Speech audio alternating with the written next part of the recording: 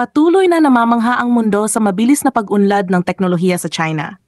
Mula sa high-speed bullet trains hanggang sa makabagong smart cities, tuloy silang naglalabas ng mga makabagong teknolohiya na tila hinugot mula sa hinaharap. Hindi rin nagpapahuli ang kanilang mga electric vehicles na puno ng mga feature na halos hindi ka panipaniwala sa unang tingin. Kamakailan, isang bagong video ang naging viral at umagaw ng atensyon ng marami.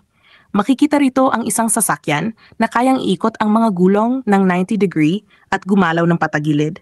Bagamat tila imposible, malinaw na ipinapakita ng video ang kakaibang galaw nito sa gitna ng trapiko.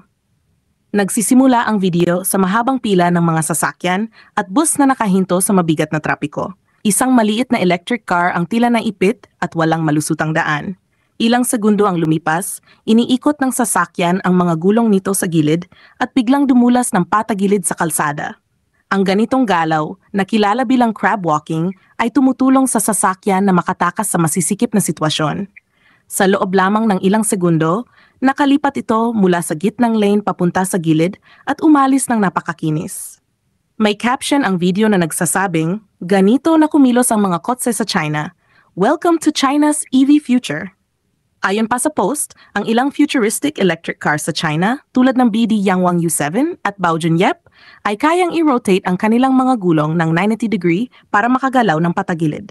Tinatawag itong crab walking at malaking tulong ito para sa pagpasok sa masisikip na parking spaces o kahit para makagawa ng full 360-degree na ikot.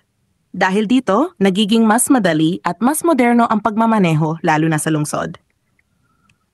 Nagtatapos ang post sa tanong na, kaya mo bang imaginein na ganito kadali ang pagparking sa city nyo?